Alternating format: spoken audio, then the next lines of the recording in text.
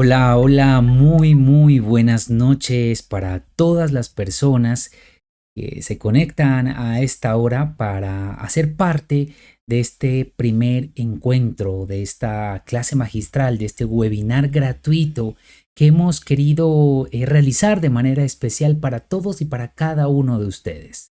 Soy Octavio Libreros, coaching editorial y growth partner en el ámbito narrativo, producción y de editorial. Este espacio se ha llamado Laboratorio Creativo porque precisamente vamos a ver algunos elementos que nos van a servir para llevarlos y aplicarlos en la escritura creativa. Entonces, quiero agradecerles de nuevo a todos ustedes por encontrarse en este espacio. Espero que sea de su agrado, que juntos podamos aprender de este tipo de elementos que vamos a ver y que se sientan muy cómodos. Quiero iniciar dando una aclaración muy importante. Esto no es una clase. Yo no estoy aquí para dictar una clase a ustedes. Yo estoy aquí para activar el autor que todos llevamos dentro. Esa es la misión que tengo en este encuentro. Entonces, quiero que se relajen y que realmente disfruten de este encuentro donde hablaremos de diferentes elementos y sobre todo viviremos la creación narrativa, la creación literaria, la creación que nos va a permitir llegar a un punto donde nuestros relatos podrán volverse realidad. Pues bien, entonces entremos en materia y quiero comenzar comentándoles algo importante. La mayoría de las clases que están enfocadas en narrativa o en creación de relatos enfocan su centro de desarrollo, su centro de trabajo, justamente en técnicas narratológicas. ¿A qué me refiero con ello? Nos van a enseñar, cómo no, qué es el tiempo en la narración, cuáles son los tipos de personajes que se pueden utilizar y diferentes técnicas que se van a ir aplicando. Sin embargo, yo quiero iniciar desde otro punto de vista que para mí es fundamental y que no se toca en los talleres narrativos. Y es el hecho fundamental y central de que todos, absolutamente todas las personas en el mundo tenemos algo que contar. Nosotros somos lo que se ha dado por llamar el Homo narrans, es decir, el hombre, el ser humano que se narra a sí mismo y que narra al mundo. Vivimos sumergidos en la narración. Somos el resultado de narrarnos durante siglos y siglos, durante milenios nos hemos estado narrando al mundo y nos hemos estado narrando a nosotros mismos. Recordemos que la narración es una herramienta para una transmisión oral de relatos que luego, con el paso y la evolución y la técnica, se puede atrapar en los relatos, pero en sí siempre hemos estado narrando. Entonces, como les decía, todos tenemos algo que contar por tres formas que podríamos agruparlos de la siguiente manera. La primera de ellas, porque lo inventamos. Somos seres creativos por impulso, por instinto. Tenemos esa capacidad maravillosa de crear, de inventar. También tenemos la facilidad de contar porque lo escuchamos, porque nos llega desde afuera. Esa invención primera de la que les hablo es más interna. Cuando lo escuchamos es porque hay una influencia externa y nos llega el relato, alguien nos cuenta algo o lo vemos a través de nuestros sentidos, lo palpamos, lo sentimos. Recordemos que no solamente narramos a través de lo que vemos o lo que escuchamos, también narramos a través de lo que palpamos, a través de lo que degustamos, a través de lo que podemos oler. El ser humano puede utilizar todos sus sentidos para narrar. Eso realmente es maravilloso y eso es algo que debemos trabajar, debemos llevar a la práctica para crear lo que en algún momento también les contaré a ustedes y lo haremos en otro encuentro, es lo que se conoce como las atmósferas estésicas narrativas. Pero eso será tema de otro encuentro que tendremos. Y finalmente, ¿cómo no? ¿Por qué lo vivimos? Narramos experiencias. Esos momentos que nos marcan, que nos tocan, también nosotros los podemos narrar. La mayoría de las historias que se transmiten son experiencias. Entonces, en resumen, todos tenemos algo que contar, porque lo inventamos, que lo escuchamos o porque lo vivimos. Pero entonces, si somos el Homo narrans, ese hombre, ese ser humano que está en la narración y que es narración, el problema no es qué contar. Tenemos muchísimo para contar desde diferentes puntos de vista. El gran tema aquí, el tema principal, es cómo lo contamos. ¿Cómo puedo hacer para contar eso que quiero contar? Ahí es donde se centra el encuentro del que estamos hablando en esta ocasión, este webinar.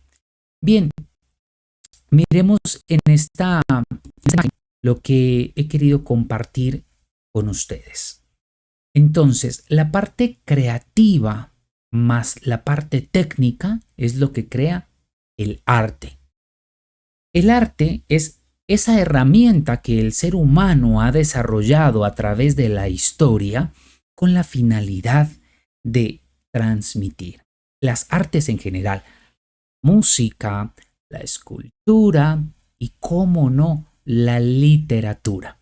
Entonces, el arte es lo que nos permite a través de unas técnicas precisas y detalladas transmitir eso que nosotros queremos narrarlo de diferentes formas, pintando una obra, componiendo una melodía musical o escribiendo un relato, que es lo que nos compete.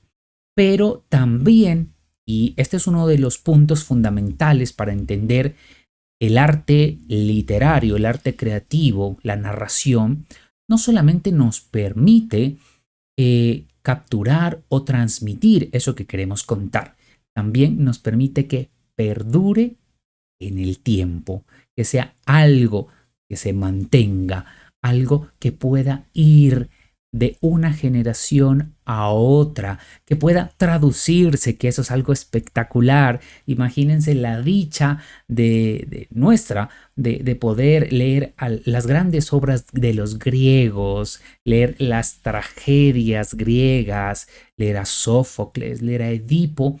¿Por qué? Porque de alguna forma se pudo capturar a través de la narrativa escrita de la literatura esas narraciones que ellos crearon. Lo mismo, por ejemplo, poder leer a Shakespeare en nuestros días. Esa es la magia que tiene el arte. Lo que ocurre cuando vamos a un museo, poder ver una pintura, poder detallarla, a pesar de que hayan pasado siglos, poder sentir ese impacto, eso que nos quiso narrar a través de la imagen, su creador, es lo que hace el arte. Lo atrapa, permite que se transmita el mensaje, pero también que se perdure. ¿Okay? Entonces, eso es muy importante tenerlo en cuenta. Pues bien, la parte de la técnica se va a enfocar entonces es en la cuestión de la forma, la técnica. Es decir, el pintor necesitará en la técnica el uso de diferentes herramientas. Los pinceles, por ejemplo, la paleta de colores, los óleos, pero además también conocer esos conceptos que aplicará con esas herramientas. ¿A qué me refiero? Por ejemplo, cómo combinar los colores para conseguir un tono en específico. Deberá saber conceptos de luz, de sombra, de perspectiva, en fin, todo lo que aplica. Eso es la técnica. En la cuestión que nos compete, que es la narrativa, ocurre lo mismo.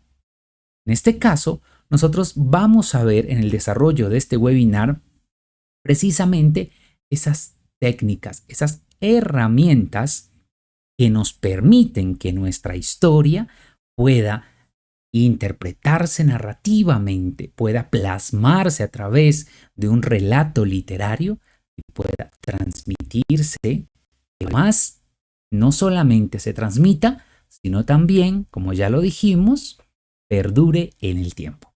Pero el objetivo mío es ir más allá de esto durante este encuentro con cada uno de ustedes. Realmente me interesa dejar un concepto muy claro y es al que yo les invito a ustedes a que pongamos un poco de atención y lo reflexionemos. Y es la parte de la creatividad. Miren ustedes, Cervantes, el escritor español Miguel de Cervantes Saavedra, creó una de las obras más grandes y reconocidas alrededor del mundo. Se ha traducido casi que a todos los idiomas del mundo, del planeta. Cervantes es el español más universal que puede haber en el mundo de la literatura. ¿Por qué? Porque creó El Quijote, esa obra majestuosa, maravillosa. Pues bien, Cervantes conocía la técnica literaria y la utilizó para crear una novela cumbre como lo es El Quijote. Sin embargo, y es algo que debemos tener en cuenta, no solamente está o no solamente nos va a bastar o nos será suficiente con conocer la técnica, debemos también tener la parte creativa y esto es a lo que le vamos a conocer como el fondo del arte. En este caso, pues del arte literario del que estamos hablando. Porque Cervantes quiso a través de su relato enseñar, transmitir, transformar y por eso, después de tanto tiempo, aún continuamos leyendo El Quijote de la Mancha y pasarán muchos siglos y seguiremos acudiendo a Cervantes a leer su Quijote porque a través de ese personaje, de esa narración, de ese prototipo que él ha creado, nos encontramos. Justamente nos impacta, nos cambia, nos mueve. Porque si somos narración, si somos ese homo narrans, la narrativa siempre nos va a tocar sin importar el medio por el cual nos llegue. No importa la forma de arte a través de la cual nos acerquemos, el relato siempre nos va a tocar. Entonces, obras como El Quijote de Cervantes nos van a continuar causando intriga, afectándonos en el sentido de que nos van a continuar tocando las fibras íntimas de nuestro ser. En este caso, entonces, el arte no solamente lo vamos a ver, y eso es una postura que quiero también dejar muy en clara, como una función de entretenimiento. El arte no solamente puede limitarse para entretener. No hablamos aquí del arte por el arte. Estamos hablando más bien del arte con una función ya más de tipo ética y hasta política del arte, porque el arte influye, el arte toca, el arte cambia, el arte literario del que estamos hablando aquí. Entonces, aquí juntamos forma con el fondo y aquí es donde se crean los verdaderos relatos.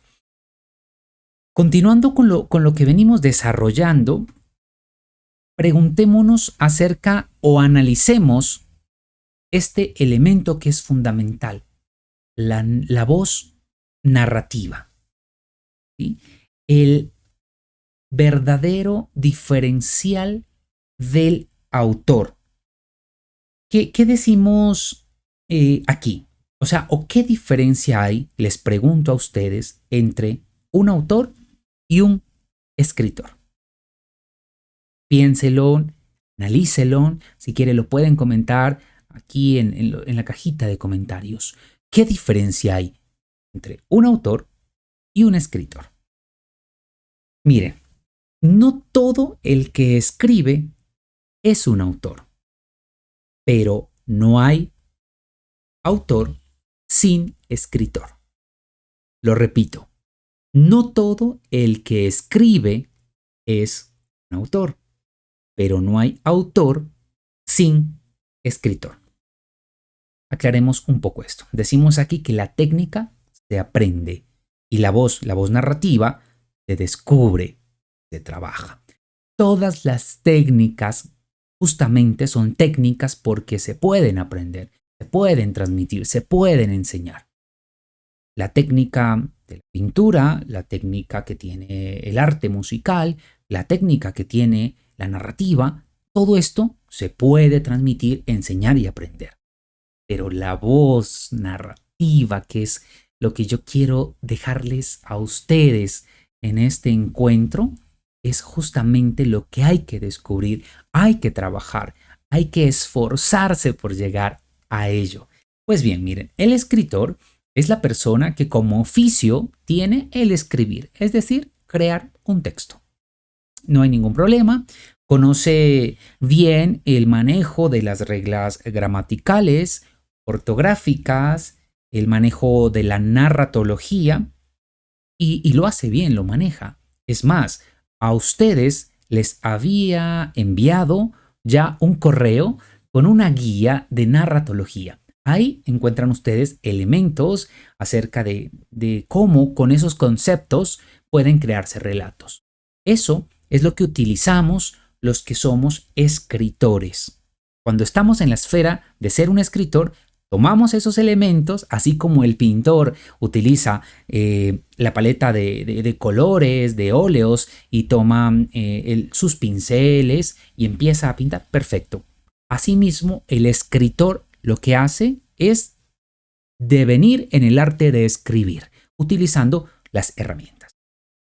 Pero, ¿qué diferencia hay entonces con el autor? Bueno, pues el autor es un escritor que ha encontrado su voz narrativa. Pero no solamente la ha encontrado, además de encontrarla, la ha trabajado, la ha pulido, la ha perfeccionado. Miren ustedes entonces para que volvamos a entender la frase que yo les estaba diciendo. No todo el que escribe es autor. ¿Ok? Todo el que escribe es un escritor, pero no todo el que escribe es un autor. Por otro lado, no hay autor sin escritor. Todo autor debe ser un escritor en el sentido de que todo autor debe conocer la parte técnica. Por eso debe ser primero un escritor y luego devenir en autor. ¿Qué ocurre entonces con estos dos elementos, ¿no? El autor precisamente es quien logra que su manera de narrar sea reconocible. Es decir, tiene una voz propia. Un ejemplo para que entendamos este tema. Dostoyevsky, el escritor ruso, y Víctor Hugo, el escritor francés, trabajaron la parte novelística. Crimen y Castigo con Dostoyevsky o los hermanos Karamazov, y Víctor Hugo con Los Miserables o Nuestra Señora de París. Dos son novelistas, pero los dos no nos cuentan o no nos relatan de la misma manera. Los dos son escritores, conocen, saben y dominan las técnicas gramaticales, ortográficas, lingüísticas, narratológicas, perfecto. Pero además de ello, son autores. ¿Por qué? Porque encontraron una forma particular, única y diferencial que les permite continuar narrando el mundo narrándose a sí mismos, narrando su realidad, su contexto, a través de esa voz propia que descubrieron, trabajaron y perfeccionaron. Una anotación.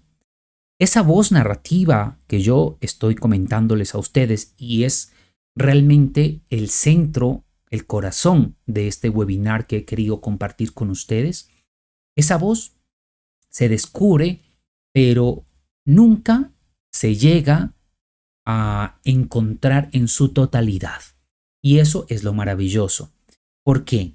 Porque en el momento en el que nosotros encontremos la voz narrativa como si fuese ya un punto culminante, quiere decir que ya no hay nada más que hacer y el arte siempre nos va a permitir ir más, más allá. Eso hay que tenerlo en cuenta. No pensemos en encontrar la voz narrativa como un estado en el que ya vamos a estar cómodos, para nada.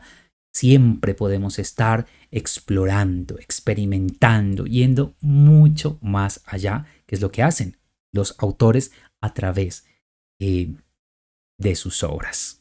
Bien, entonces a eso me refiero con la voz narrativa. Por eso este webinar no ha iniciado hablando de conceptos narratológicos. Me interesa, antes que la cuestión narratológica, el inculcar en ustedes, las personas que están conectadas y que verán en diferido este webinar, justamente esa posibilidad de convertirse en autores. Como les dije al comienzo, esta no es una clase de narración. Yo no estoy aquí para enseñarles a ustedes a escribir. Estoy aquí para despertar ese autor que llevan dentro, sabiendo que cada uno de ustedes tiene una historia que contarnos, una historia que dejarnos, una historia que legarnos. Esto me lo he preguntado cientos de veces. Por ejemplo, ¿cómo habría iniciado o cómo se habría escrito 100 años de soledad del escritor colombiano Gabriel García Márquez si lo hubiese escrito Dostoyevsky? ¿Se lo han preguntado ustedes? Háganse esa pregunta. ¿Cómo hubiese sido una novela que a ustedes les guste o un relato si lo hubiese escrito otro escritor, otro autor cualquiera? ¿Qué hubiera cambiado? ¿Cómo fuese? En este caso, seguramente no estaríamos ante una obra cumbre del realismo mágico latinoamericano, obviamente, sino tal vez quizás una historia más de intriga, de cuestión psicológica, de misterio, manteniendo esa atmósfera típica de la voz narrativa dostoyevskiana. Esto con el fin de comentarles a ustedes lo que se quiere hacer. ¿Por qué? Porque aquí hay algo fundamental y es encontrar la identidad narrativa, es decir, la manera propia que tenemos de mirar el mundo. Ahora bien, esto es como si en algún momento nos sentásemos 5 personas a narrar la misma historia que hemos vivido. Hagamos ese ejercicio por un momento. 5 personas hemos vivido la misma historia. Hemos estado en un naufragio y hemos llegado a una isla. Y en esa isla tenemos la forma de contar lo que nos pasó. ¡Ah, qué maravilloso! Que ninguno va a contarla de la misma manera, porque cada uno tiene su identidad narrativa. Y eso es lo que quiero que quede súper claro en este encuentro con ustedes. Es decir, cómo cuentas lo que has vivido, qué uso haces de esas herramientas narrativas. Entonces, la técnica es el andamiaje que sostiene a la voz. Sin voz narrativa, realmente no hay relatos que impacten realmente, que tengan esa fuerza que debe tener la narración. Por eso he centrado esta primera parte en hablar de la cuestión narrativa, pero desde la voz narrativa.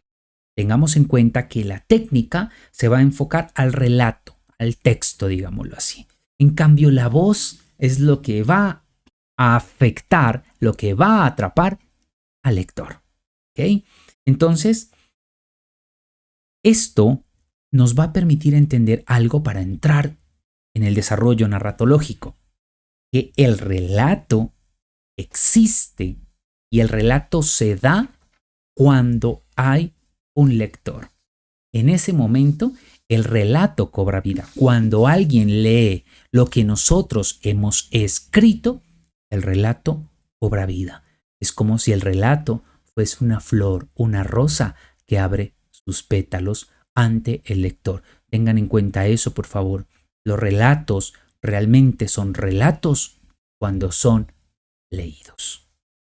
Y el primer elemento con el que vamos a trabajar es precisamente el incipit. Este es un concepto que se utiliza en narratología para hablar del inicio que tiene el relato. Incipit. Por eso estoy hablando aquí del umbral del relato. ¿Por qué estoy hablando aquí de un umbral narrativo? Porque en este momento el narrador entra o abandona la obra. Ojo aquí con esto. Este es un momento muy, muy importante. Es un momento cumbre en nuestros textos, en nuestros relatos. En el incipit, o atrapamos o perdemos al lector. Entonces, miremos este incipit. Muchos años después, frente al pelotón de fusilamiento, sí, inicia 100 años de soledad de Gabriel García Márquez. Esa es la forma en la que se está narrando la apertura del texto, cómo damos el primer flechazo para que el lector quede aprehendido con H de nuestra historia y quiera saber más, quiera irse más al fondo. Hay incipit maravillosos como el inicio de Moby Dick de Herman Melville, llamadme Ismael. 2 palabras que comienzan a atrapar. Entonces, este inicio, el incipit, lo que va a buscar es cómo atrapar al lector y despertarle la chispa de querer seguir leyendo. Que el lector diga, bueno, aquí hay algo que me interesa y quiero continuar. Por eso hay que ser muy cuidadosos con este elemento, con este concepto. Además, crea la atmósfera, le da el sentido y comienza a instalar o a dar pinceladas, tonos del conflicto que se va a desarrollar. Por ejemplo, este incipit que lo podemos ver del inicio de la metamorfosis de Franz Kafka, que se puede llamar a sí mismo como en medio del conflicto, dice este incipit. Al despertar, Gregorio Samsa una mañana, tras un sueño intranquilo, se encontró en su cama convertido en un monstruoso insecto. Ese es el incipit de la metamorfosis de Kafka. ¿Qué ocurrió aquí? Nos ingresó ya directamente a un conflicto. Además, presenta una anomalía desde el inicio. ¿Nos damos cuenta? Ese conflicto ya nos está dando campanadas de cómo así que alguien despierta convertido en un insecto.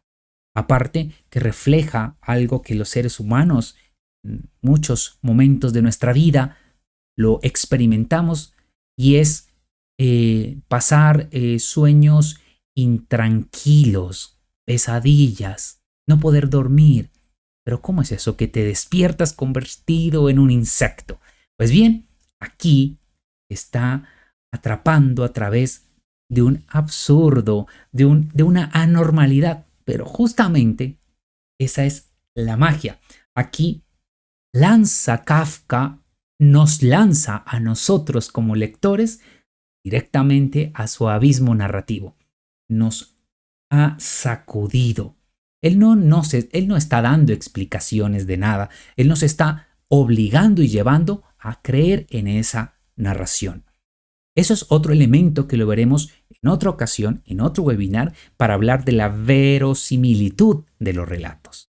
Pero miren, aquí Kafka no nos está invitando y diciendo por qué amaneció Gregorio Samsa convertido en un monstruoso insecto. No, para nada. Nos lo está asegurando como una realidad. Es decir, nos lanzó la historia y nos hizo caer en ella y nos atrapó como la araña en su telaraña cuando atrapa una mosca. Así de sencillo.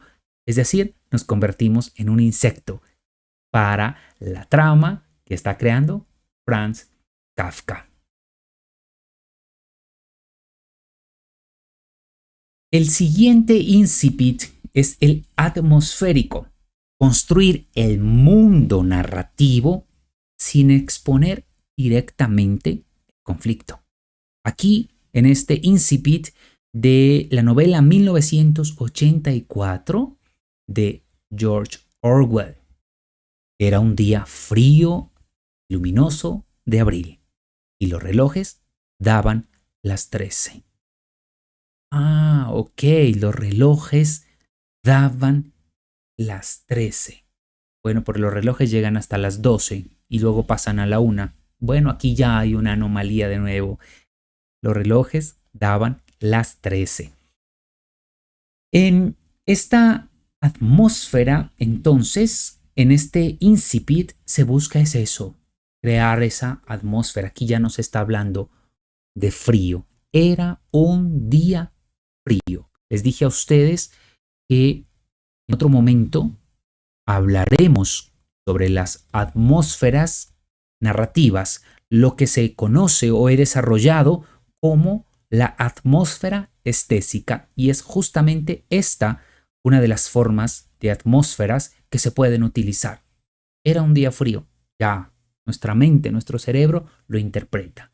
Sentimos de alguna forma ese frío y también nos dice que era un día luminoso.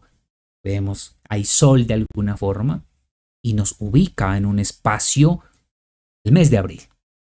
Y los relojes, ya estamos escuchando las campanadas de los relojes, estaban dando las 13, no dando las 12, como es lo habitual, lo esperado, lo normal. En este caso, están dando las 13. Pero, queridos amigos, queridas personas, queridos autores que están conectados aquí, miren ustedes, así como hemos abierto el relato, hemos hablado del umbral del relato, es decir, de cómo entramos al relato, cómo permitimos que el autor ingrese para atraparlo, también debemos saber clausurar el relato, es decir, cerrar ese relato. No basta con tener un buen inicio y un buen desarrollo. Si el relato tiene también un cierre, debe ser igualmente magistral. De lo contrario, vamos a perder continuidad con nuestros lectores. Veamos entonces qué tipos de cierres y qué elementos podemos encontrar en ellos. Miren aquí la clausura del relato a través de cierre existencial cerrado. ¿Por qué?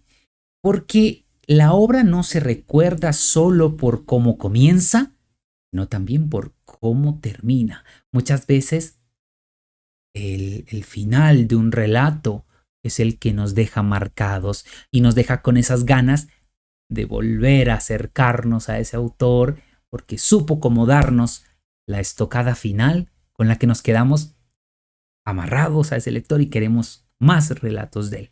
Por lo tanto, mucho cuidado con las clausuras. Entonces, en este cierre cerrado, aquí hay un fragmento de la continuidad de los parques del escritor Julio Cortázar. Dice, la puerta del salón y entonces el puñal en la mano, la luz de los ventanales, el alto respaldo del sillón de terciopelo verde, la cabeza del hombre en el sillón leyendo una novela. En primer lugar, aquí el lector como tal se siente incómodo. Eso es lo que nos interesa aquí. Ya dejamos eh, interesado al lector por saber qué ocurre. Como que lo estamos de alguna forma desubicando. Esto lo que permite realmente es involucrarlo al lector. El lector se convierte en un personaje de alguna forma. El autor lo atrapó y lo metió en la trama de su narración y lo hizo suyo, lo convirtió en un personaje. Esto nos permite este concepto del cierre cerrado del que estamos hablando. El final se conecta con su inicio. Para los que han leído Continuidad de los Parques, sabrán sobre esto, de que cómo el inicio y el final están conectados, es decir, es un cierre cerrado, es decir, es un cierre circular. Termina donde inicia. Quienes no han leído Continuidad de los Parques, por favor, urgente, leer Continuidad de los Parques y disfrutarlo. Y entonces aquí también se rompe la frontera de la ficción y la realidad. Nos permite ir jugando entre ese paso, entre ese hilo tan tenue que diferencia o separa la realidad de la ficción. El inicio y el cierre son esas dos puertas del relato. ¿Ok? Eso es fundamental tenerlo en cuenta. El relato tiene un corazón. Esto te lo he hablado desde varios puntos de vista. Varios estudiosos de la narratología hablan del corazón del relato. Y bien, el corazón del relato es los personajes. Esto es importantísimo. Así como decíamos que el relato tiene inicio y tiene cierre, pues bien, también tiene un corazón que es el que lo hace moverse, palpitar, hace existir al relato y es justamente el personaje. Veamos algunos tipos de personajes. Entonces está el narrador protagonista. Aquí un fragmento de esta novela corta del mexicano Juan Rulfo, de su novela Pedro Páramo. Vine a Comala porque me dijeron que acá vivía mi padre, un tal Pedro Páramo. Nos damos cuenta cómo el personaje está siendo narrador y protagonista. Vine a Comala, esta primera persona. Yo vine a Comala porque me dijeron que acá vivía mi padre, un tal Pedro Páramo, y continúa la historia. Me involucro, es decir, estoy protagonizando al mismo tiempo lo que ocurre en la narración. Porque tengamos muy en cuenta que el personaje no solo se da a partir de acciones físicas, es decir, de descripciones de lo que él va haciendo, sino también a partir de ideas, de sentimientos, de pensamientos. Aquí no nos lo está diciendo, pero nosotros como críticos, lectores críticos, sí podemos pensarnos, bueno, ¿y para qué fue a buscar a su padre a Comala? Le han dicho que en Comala vive su padre, perfecto, pero ¿qué móvil lo lleva él? Porque sin ningún problema pudo haber decidido no ir a buscar a su padre, pero él va hasta Comala a buscar a ese tal Pedro Páramo. ¿Qué móvil, qué resortes internos mueven a este personaje protagonista? Entonces se lo utiliza sobre todo para esas voces sobrias, nos permite definir esa atmósfera, nos ayuda a crear una cercanía emocional con nuestro lector. Y aquí es como si le estuviésemos contando a un amigo algo que nosotros hicimos. Esta es una lectura de un tipo más íntimo. Voy contando estos detalles para que los tengan en cuenta. Es decir, a partir del uso consciente de las herramientas narratológicas podemos conseguir lo que queremos. Bien, si yo quiero que mi relato tenga una atmósfera de mayor intimidad, puedo utilizar entonces un narrador, personaje, un protagonista, porque está hablando de forma más directa y me involucra en esa atmósfera, me permite definirla. Miren ustedes, narrador, testigo. ¿Ok? Aquí también estamos ante un fragmento de un relato de Jorge Luis Borges de la LEP, del escritor argentino. Y entonces el narrador testigo es más de tipo descriptivo. ¿Ok? Nos permite tener un distanciamiento más reflexivo.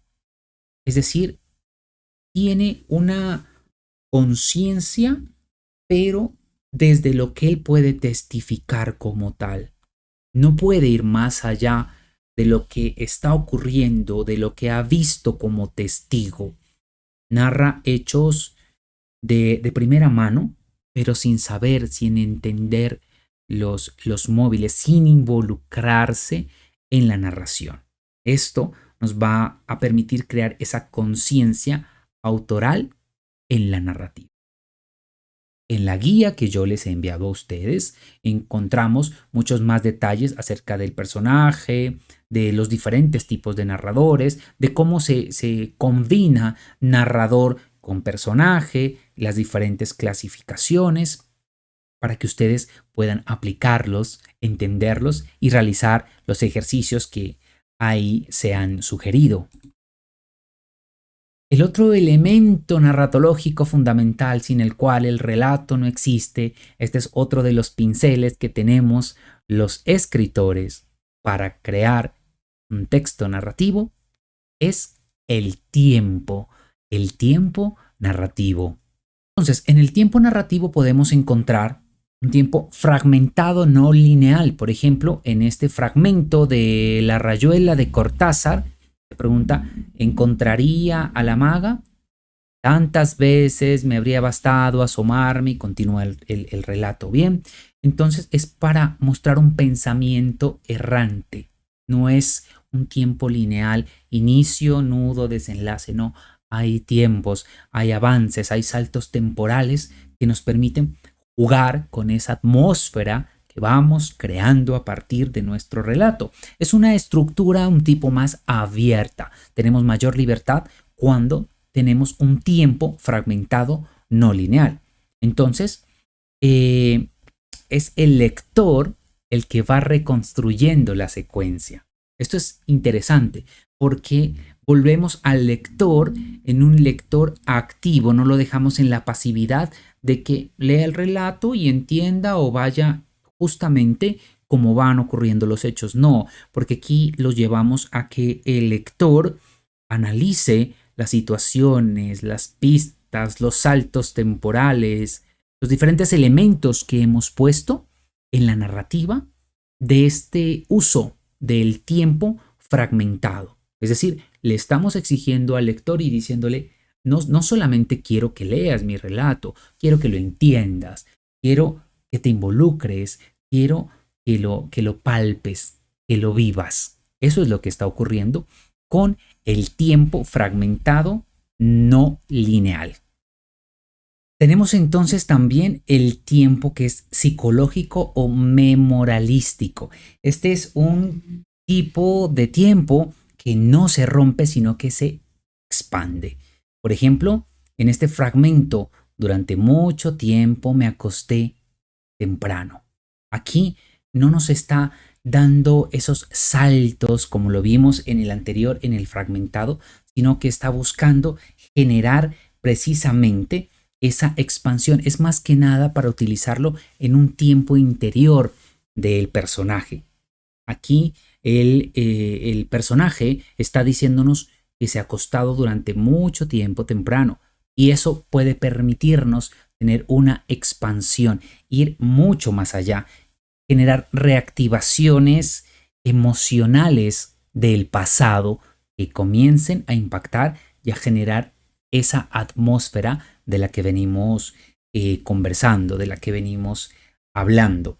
Esa memoria que nos va a permitir ir organizando nuestro relato. Si el tiempo organiza el relato como tal, el espacio narrativo, es el que le da el cuerpo. Vamos a ver, por lo tanto, el espacio en la narración. Encontramos aquí el espacio simbólico.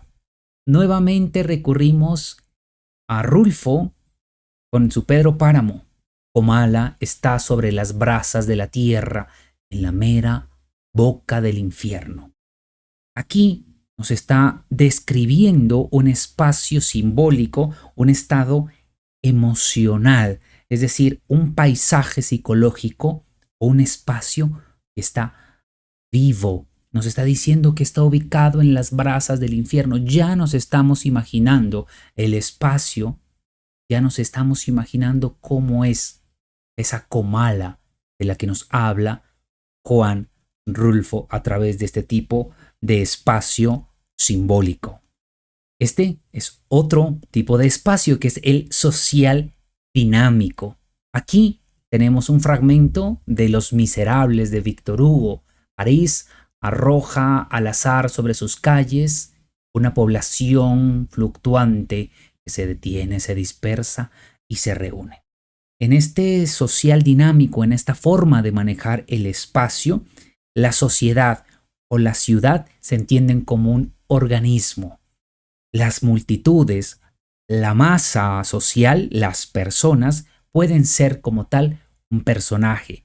Entran a tener ese desarrollo, esas características, esa capacidad de crear escenarios de tipo político, se involucran como tal. Aquí ya nos está diciendo que París arroja al azar, es decir, le está dando cualidades de personaje al espacio, por eso es un espacio dinámico, pero además es un espacio social. ¿Por qué? Precisamente porque está hablando de una población fluctuante, que se detiene, que se dispersa, que se reúne. Es decir, nos está mostrando a la sociedad como un organismo, como un personaje más, como una masa. Por eso, el espacio social dinámico se utiliza sobre todo para crear ese impacto, ese tipo de atmósfera, ese tipo de creación, cuando queremos mostrar un escenario político, acción, movimiento. Pues bien, hasta aquí es lo que yo he querido contarles a ustedes acerca de las herramientas narratológicas de las que hemos venido hablando en este webinar.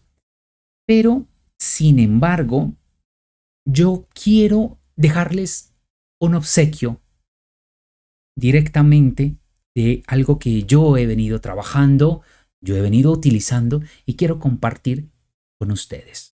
Es lo que yo he llamado la arquitectura invisible del relato. Repito, soy insistente en esto. Me interesa que ustedes no sean solamente escritores, sino que pasen al estado de ser autores. Y para ser autores, como ya lo dijimos, necesitamos construir la voz narrativa propia, la identidad narrativa. Por eso les quiero dar este obsequio a ustedes. Miren en esta imagen. Este es el modelo de las 4 capas que yo utilizo y que me sirve de guía para la creación de mis narraciones y para también ayudar a las personas a través de los talleres que yo dicto a descubrir su voz propia, su identidad narrativa. La primera es la emoción como núcleo. Aquí es importante, antes de iniciar el relato, preguntarse: ¿qué quiero que el lector sienta? como autor, ¿qué quiero despertar en el lector? ¿Felicidad? ¿Miedo? ¿Culpa? ¿Ternura? ¿Alegría? Pregúntate siempre antes de iniciar cualquier relato. Define esa emoción núcleo que tendrá tu relato. La segunda capa es la mirada narrativa, es decir, definir claramente el tipo de narrador, desde dónde voy a contar ese relato. Desde una primera persona, para generar intimidad, desde una tercera persona quizá, para que sea más omnisciente, que pueda saberlo todo e irnos contando absolutamente todo, lo que ocurre, lo que va a pasar, lo que ha pasado, lo que sienten los personajes, o ser más ambiguo y generar un poco de misterio, siendo un narrador testigo. ¿Sí? Entonces, aquí respondemos a la pregunta es desde dónde estoy mirando el mundo que voy a narrar. Hemos entonces conectado la primera capa con la segunda. Tercera capa, el ritmo. Aquí es cómo fluye ese texto que estoy creando. Eso es el ritmo, como en la música, los cambios rítmicos. Eso es lo que vamos a buscar aquí. Entonces pueden ser el uso del tiempo que hemos visto, pausas y las velocidades. Como lo vemos, por ejemplo, en los relatos de Dostoyevsky. Acelerar la narración para producirnos ansiedad, para ponernos a los lectores en ese estado de crisis y entonces acelera la narración. Por otro lado, podemos ralentizar el relato para producir contemplación. Si quiero que el lector contemple e imagine el paisaje que le estoy describiendo en mi relato y necesito que esté en ese estado de calma como si yo estuviese ante el paisaje, pues ralentizo, bajo la velocidad de la narración para que esa atmósfera cree calma, como cuando estamos solos, sentados en una roca, viendo el mar. Esa es una de las formas en las que podemos utilizar la cuestión del ritmo. Bien. Y finalmente, este es la cuarta capa que yo utilizo, que es la atmósfera. Aquí me centro en el espacio, es decir, dónde ocurre. Lo determino desde la parte física, simbólica y el clima narrativo que quiero despertar, la atmósfera, lo que cubre todo el relato. Entonces, con esto busco mantener al lector en la historia. Este ejercicio es el que yo les he querido regalar a ustedes en este encuentro, lo que yo le llamo la arquitectura invisible del relato. Estos 4 elementos, estas 4 capas, este modelo de las 4 capas, lo utilizo siempre, no solo para crear mis relatos, sino para transmitirlo a las personas a las cuales les enseño y les ayudo a descubrir su identidad narrativa, es decir, pasar de ser simples, no simples, pasar de ser solamente escritores a convertirse en autores, con su propia voz. Hagamos un ejercicio súper rápido. Y pensemos entonces en una historia, cualquiera, súper corta, algo que se nos venga a la mente. Y apliquemos las 4 capas de esta arquitectura invisible del relato. ¿Ya tienes tu historia en la mente? Perfecto. Responde, ¿qué quiero que el lector sienta con esa historia? Perfecto, ya lo definiste, ya sabes qué quieres despertarle. Pregúntate ahora, ¿desde dónde lo voy a contar? ¿Desde una primera persona? ¿Desde un testigo? ¿Desde un narrador omnisciente? ¿Cómo? ¿De dónde voy a contarlo? ¿Qué voy a buscar? ¿Intimidad?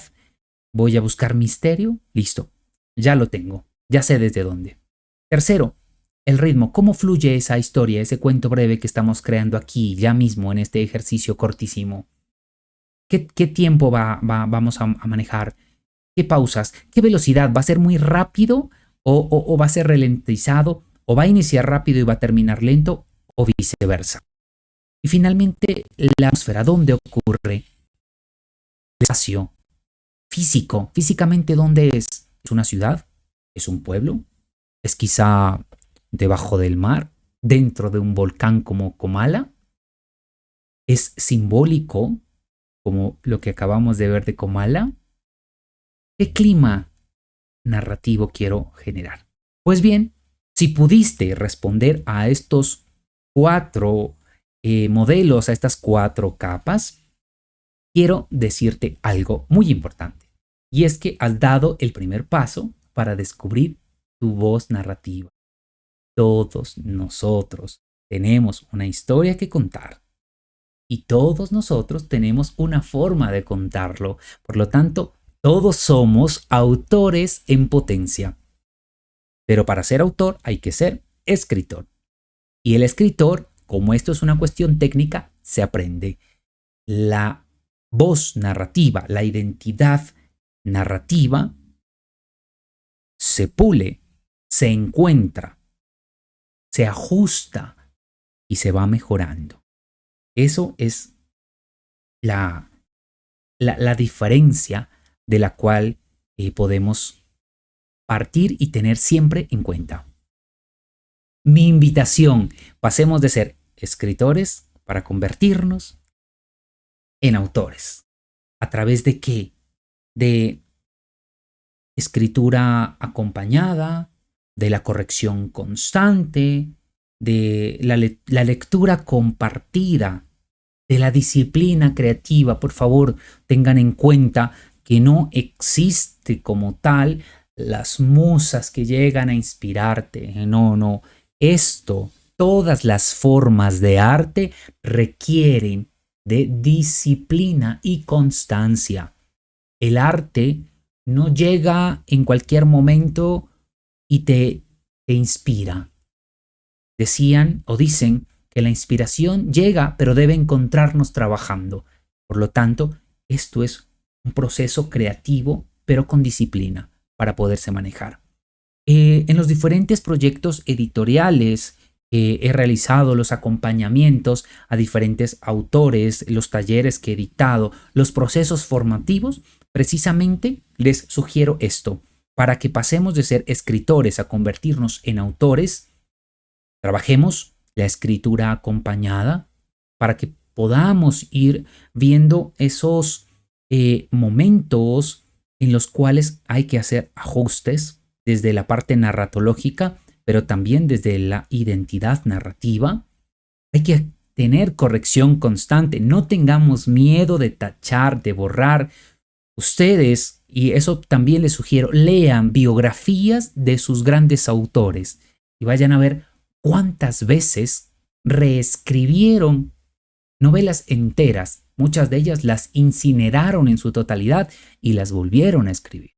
No tengamos miedo de tachar, de borrar, de romper, de tirar. Esto es un proceso de crear, destruir, crear, destruir. Esto es irnos buscando a nosotros mismos. La lectura compartida. El placer de leer, estoy seguro que es un placer personal, pero cuando se comparte, nos lleva a ese estado de entender diferentes formas de ver y entender y leer el mundo. Y eso nos da elementos para nuestro tránsito de escritor a autor. Y lo que les he dicho, el tema de la disciplina constante, el trabajo constante.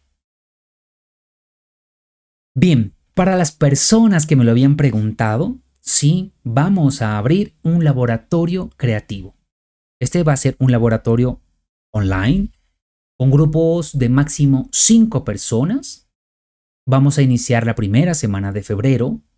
Tendrá un proceso guiado paso a paso y va a estar enfocado en 2 grandes núcleos.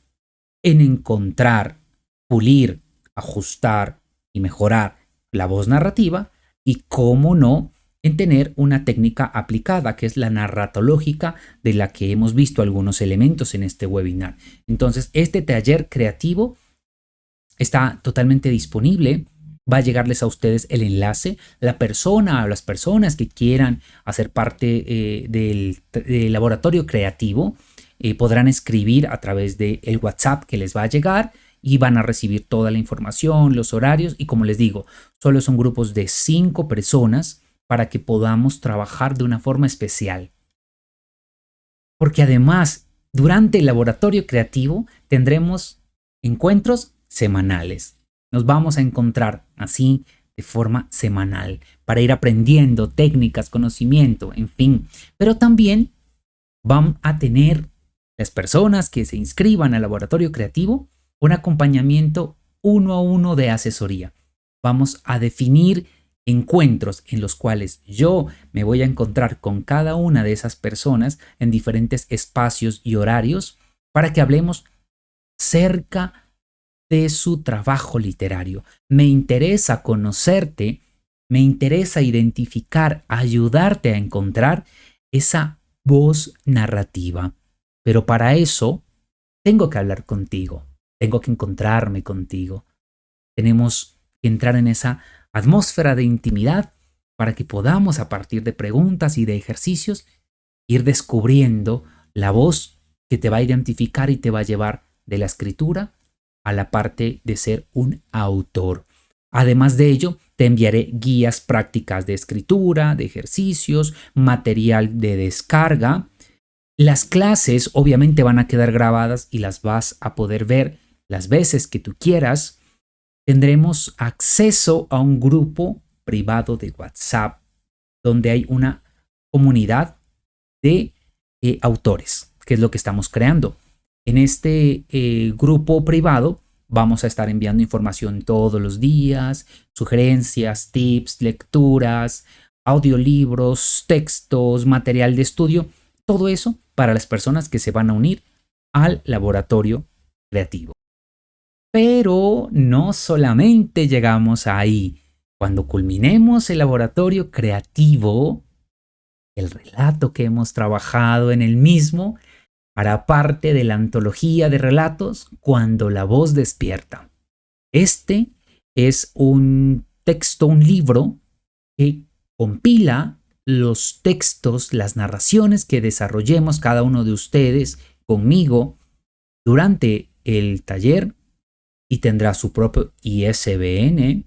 Será de descarga libre, es decir, que ustedes lo van a poder compartir con quien quieran, con sus amigos, sus familiares, sus conocidos, en sus redes. Son autores publicados ya que están dentro de una antología y lo vamos a distribuir en diferentes plataformas. Esto es como el impulso para esas personas que quieren ver sus relatos ya no como escritores, sino como autores en una publicación oficial con acceso libre, para que la gente después diga, qué interesante haber leído a este autor, quiero saber más, quiero leer más de lo que está escribiendo y que esto sea un punto fuerte de partida, una llave para que te lleve a convertirte en un autor conocido, en un autor que impacta y en un autor que transforma.